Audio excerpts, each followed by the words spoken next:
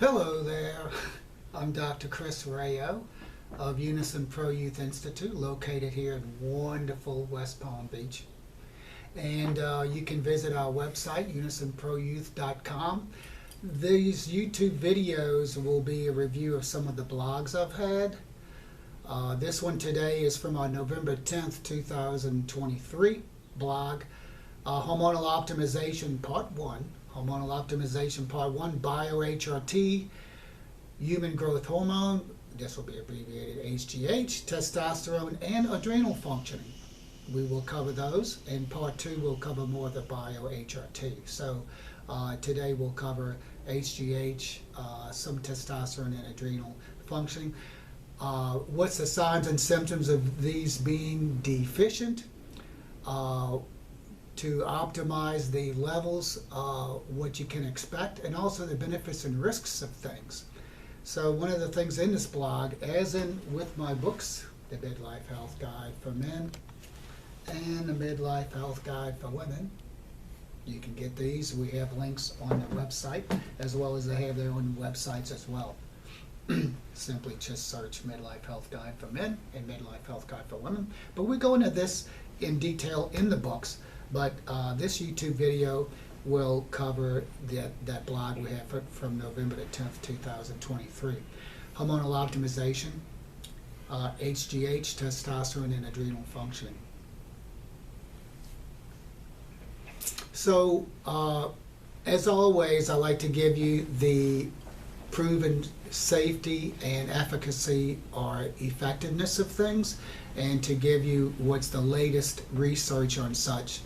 Evidence-based, as opposed to extrapolation and a lot of things you may hear out there, which is quite confusing. So this is the place to come to get the latest, but also the true facts on things. Because when it comes to your health, and I've done this for 25 years plus, that has always been the goal. First of all, safety and effectiveness.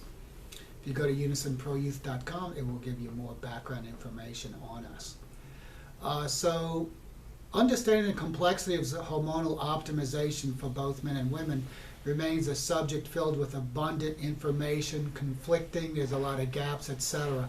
So what this is a two-part series that goes from the latest Journal of Endocrinology and Metabolism. This is a peer-reviewed journal which is respected worldwide. It's a professional journal for endocrinologists.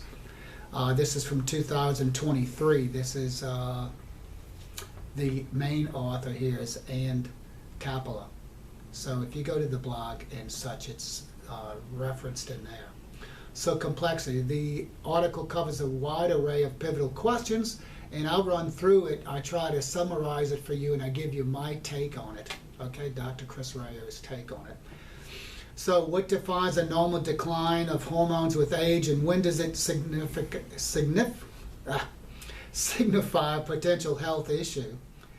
So what's a normal decline as we age versus when does it become a pathological condition that's going to cause you some health issues? What evidence supports the effectiveness of hormonal replacements, and how safe, right? So safe and effectiveness, and what's the definition? If you're going to treat something, you have to diagnose it and to fully understand it. So very important, it will have conflicting results out there, and what you have to look at is what I refer to as a convergence of evidence, which is what does the majority of good research and data show, okay? First of all, on HGH, human growth hormone. Growth hormone secretion peaks during mid-puberty, declining by roughly 50% every 7 to 10 years as we age. By the 80s, levels resemble those of young adults with HGH deficiency.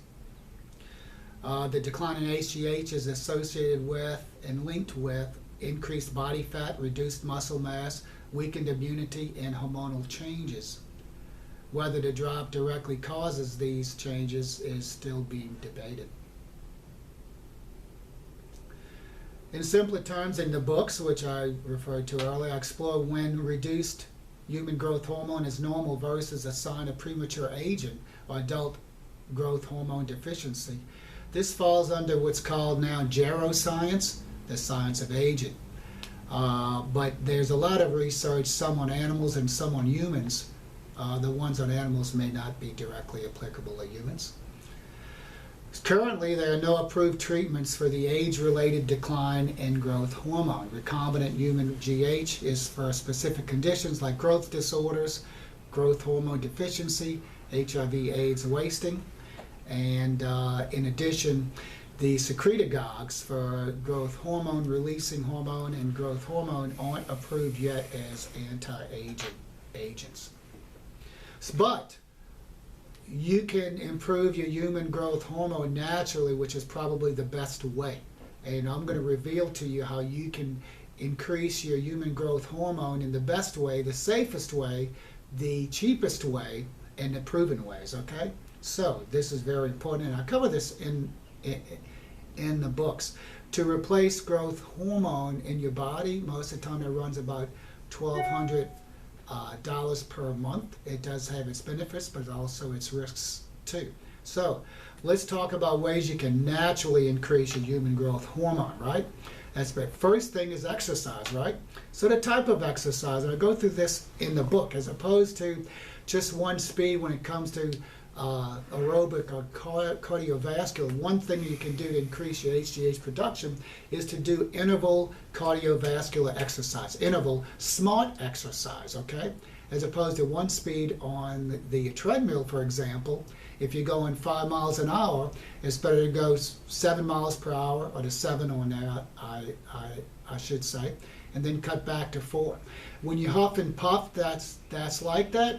That causes a surge in adrenaline, which is the fight or flight mechanism. With that, with the adrenaline surge, you get a small spike in HGH and also in testosterone. It's the fight or flight mechanism that we're more designed for, as opposed to long distance running. So exercise. So interval exercise, and it's been shown, smart exercise like that. If you do it for 20 minutes, it's like you got 40 minutes of exercise. Diet. One of the diets that's been shown is a calorie restricted but adequate nutrition. Korean diet has been shown, and some people will do the fasting a few times per week, but that's a natural way to increase your HGH, is to restrict your caloric intake, but keep your adequate nutrition, okay? If we eat too much, we get into the metabolic syndrome. This is explained in the book, and it's too involved to get into now, but that increases your insulin and cortisol, which keeps the fat is locked in. So you can't use that. Another way, besides exercise and diet, sleep. So, interesting to note, the few spikes of human growth hormone that occur naturally occur during your sleep. The few 4 or 5 spikes during deep sleep. So if you're not getting sleep, another reason is very important to get your proper rest. We need that physical, emotional rest, but also that will promote those 4 or 5 HGH spikes naturally. Hormonal optimization is important. So just if you're low in testosterone or such, replacing that as part of a comprehensive approach will also naturally increase your HGH too. So we covered HGH. What's the time we have on this? We're 8 minutes? 8 minutes. So. I'm going to have to go into part 2 for the rest, cortisol and DHEA. Thank you, and stay tuned for our next video. It'll be on this, but it will specifically say cortisol and DHEA. Thank you. Stay tuned, though, please.